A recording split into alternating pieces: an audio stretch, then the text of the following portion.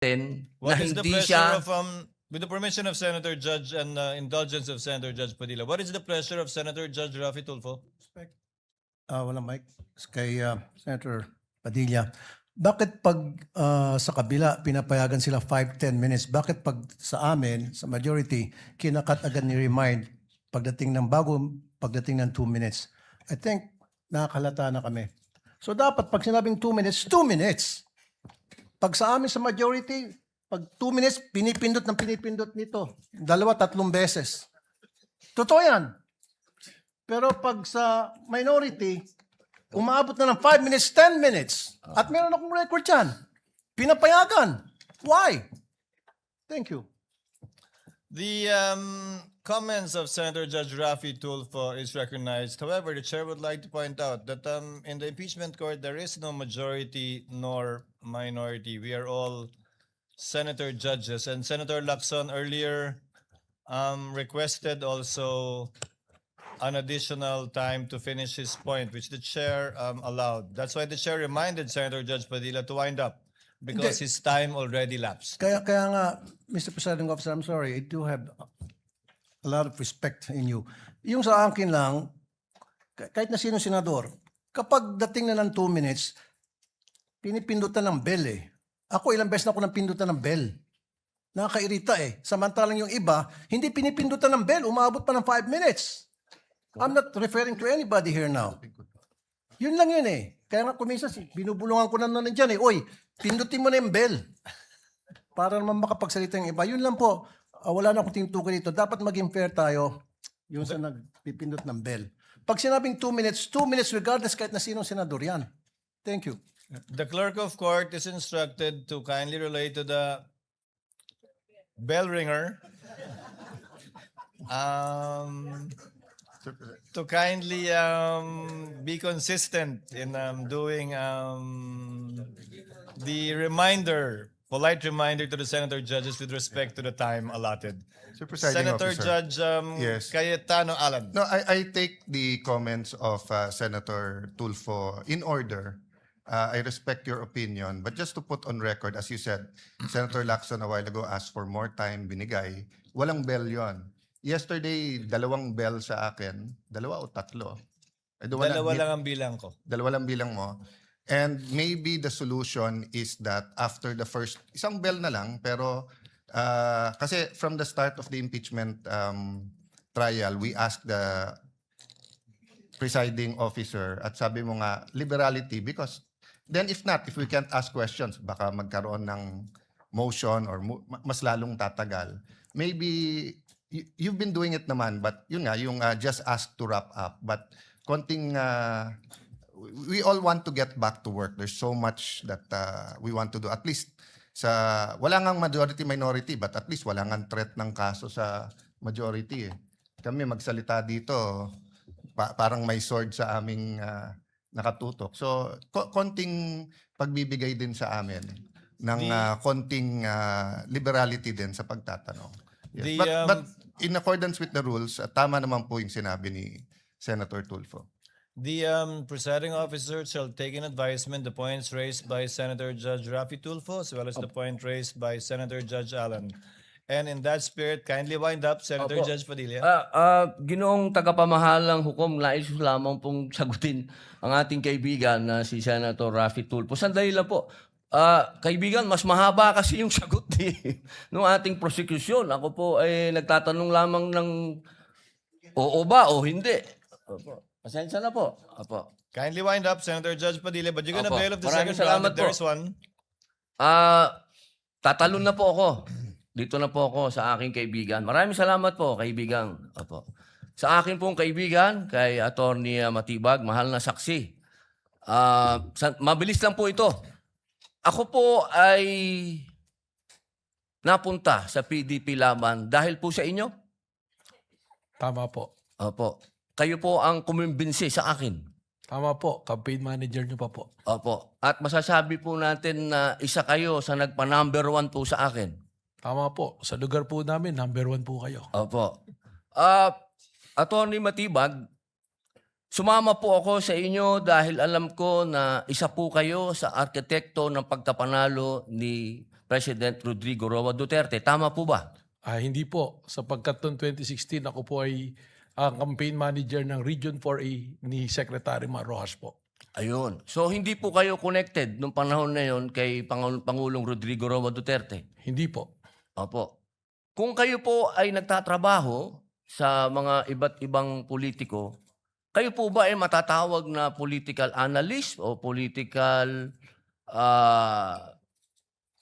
ano pang tawag po doon? Yung mga nagsasagawa, nagpapatakbo ng politika ng bawat politiko? Well, maaari pong matawag na tayo ay tumutulong sa ating pinaniniwalaan na kung sino po ang dapat manungkulan sa ating bayan. Opo. Ibig po sabihin, pwede po kayong gumawa ng isang kandidato at manalo. Makatulong lang po. Sapagkat ang paniwala ko po, hindi naman po isang tao, lalo na ako, ang magpapanalo ng isang kandidato. Opo. So ngayon po, masasabi po natin na pwede po kayong magtrabaho bilang isang political operator? Ano po bang konteksto ng political operator? Ang ibig ko po sabihin, ako po ay nasasama sa isang political party noon. So tumutulong po tayong maipanalo ang isang kandidato ng political party. Opo.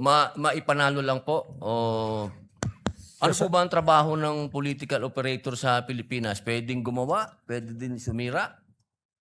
Well, ang political operator to be successful, kailangan po yung kanyang sasamahan ay magtagumpay ang kanya pong laban at advokasya. Okay. Yun lang po. Maraming salamat po, kaibigang attorney. The Senate President is recognized for his interjections. Thank you, Mr. Presiding Officer. Tutuloy ko lang po yung mga katanungan ng mga kasamahan mo natin kanina.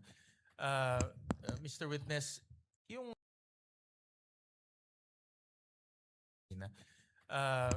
Mr. Witness, yung babalikan ko po yung persons of interest. Itong person of interest, ito yung nakausap niyong actual killer? Yung persons of interest po can be characterized na merong nakausap. Hindi, At pero meron- yung kausap niyo, ito ba yung actual na nakontrata? Well, persons of interest yun nga po, ang sinasabi nga po natin, ito yung maaring makapagturo.